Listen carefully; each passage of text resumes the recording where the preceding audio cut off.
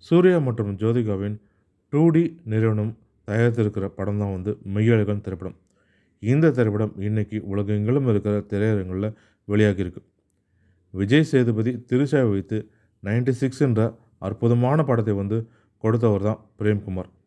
இவர் பல ஆண்டுகள் கழித்து மீண்டும் ஒரு அட்டகாசமான படத்தை அன்பின் மிகுதியோடு கலந்து கொடுத்திருக்காரு. கார்த்திக், அரவிந்த் சாமியை வைத்து ஒரு ஆக்ஷன் பிளாக் பஸ்டர் படத்தை கொடுத்துருக்க முடியும். ஆனால் அதெல்லாம் காலத்தை கடந்து நிற்காது அப்படின்றத நன்றாக புரிந்து வைத்து கொண்டிருக்காரு இயக்குனர். இதன் காரணத்தினாலே அற்புதமான படத்தை இயக்கியிருக்காரு பிரேம்குமார். படத்தோட கதைன்னு பார்த்தீங்கன்னா, சொத்து பிரச்சனை காரணமாக பூர்வீக கிராமத்தை விட்டு சென்னைக்கு செல்லும் அருள்மொழி அப்படின்ற அரவிந்த் சாமி பல வருடங்கள் கழித்து தனது தங்கையோட திருமணத்துக்காக சொந்த ஊருக்கு செல்ல நேரிடுது. தஞ்சாவூர் நீலமங்கலம் தான் இந்த படத்தோட முக்கியமான கதைக்களம். தஞ்சாவூரையும் சென்னையும் அவ்வளவு அழகாக கதையின் போக்கிலே எடுத்து காட்டியிருக்கிற விதம் மிகவுமே அற்புதமாக இருக்கும். திருமணத்துக்கு வரும் அருள்மொழியை பார்த்த மாத்திரத்திலேயே அத்தான்னு ஒட்டி கொள்கிறாரு பாசத்தோடு. கார்த்திக் ஆரம்பத்திலேயே அரவிந்த் சாமியை பார்த்த மாத்திரத்திலேயே அத்தான் அப்படின்னு பாசத்தை காட்ட ஆரம்பிக்கிறாரு. ஆனால் அரவிந்த் சாமிக்கு இவர் யார் என்று அடையாளமே தெரியாத இருக்கார்.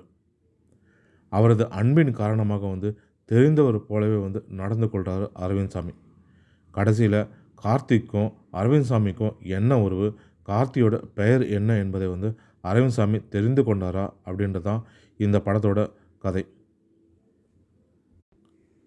பாசத்துக்கு பெயர் போன கிராமத்து இளைஞராக கார்த்தி சூதுவாது அறியாத மனிதராக படம் முழுக்க அரவிந்த் சாமியை ஆசையாக அத்தான்னு அழைத்துட்டு வராரு. அவருக்கு உபசாரம் செய்வது பார்த்தாலே தமிழர் கூட விருந்தோமல் நினைவுக்கு வந்துடும். கிராமத்தை விட்டு நகரத்துக்கு சென்று வளர்ந்த அரவிந்த் சாமியோட ஏற்பட்டிருக்கிற மாற்றங்கள் அவருடைய ஆழ் மனதுக்குள்ளே இருக்கும். அந்த கிராமத்தை பற்றிய கசப்பான அனுபவங்கள் அடங்கிய கதாபாத்திரத்தில் இதுவரைக்கும் இல்லாத அளவுக்கு ஒரு சிறப்பான நடிப்பை அரவிந்த் சாமி திரையில் கொண்டு நிறுத்தி காட்டியிருக்காரு.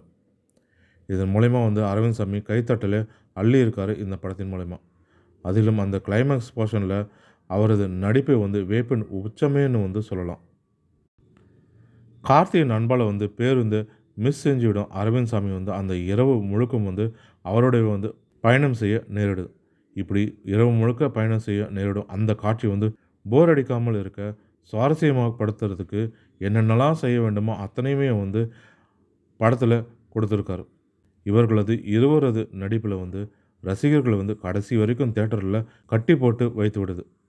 இவர்கள் இருவரை தாண்டி சின்ன சின்ன கதாபாத்திரங்கள் செல்லுது. அதன்படி ராஜ்கிரண், ஸ்ரீவித்யா, தேவதர்ஷினி, ஜெயபிரகாஷ்னு அனைவருமே செல்கிறாங்க சின்ன சின்ன கதாபாத்திரத்தில். இந்த படத்துக்கு மிகப்பெரிய பலமே பார்த்திங்கன்னா பின்னணி இசை தான். இந்த படத்துக்கு கோவிந்த் வசந்த் தான் இசையமைத்தும் இருக்கார். முதல் பாதியிலே படம் எதை நோக்கி செல்வது அப்படின்ட்டு தெரிஞ்சிருது. இரண்டாம் பாதியில் ஜல்லிக்கட்டு போராட்டம், தூத்துக்குடி துப்பாக்கி சூடு, கரிகால மன்னனோட கதை, இது போன்ற விஷயங்களை கார்த்திக் பேசுகிறது அப்பப்போ கொஞ்சம் ஒரு சில இடங்களில் போர் அடிக்கிற மாதிரியும் இருக்குது. இந்த மாதிரி சில குறைகளும் லேக் இருந்தாலும் ஒட்டுமொத்தமாக படத்தை பார்க்கும்போது அன்பின் மழையில் நனைய வைத்து விடுகிறது இந்த மெய்யழகன் திரைப்படம். காலத்தை கடந்து இந்த படம் நிலைத்து நிற்கும்ன்றதில் எந்தவித ஐயமும் இருக்காது. அந்த அளவுக்கு பாச மழையில் இந்த படத்தை கிராமத்தின் கதையில் எடுத்திருக்காங்க.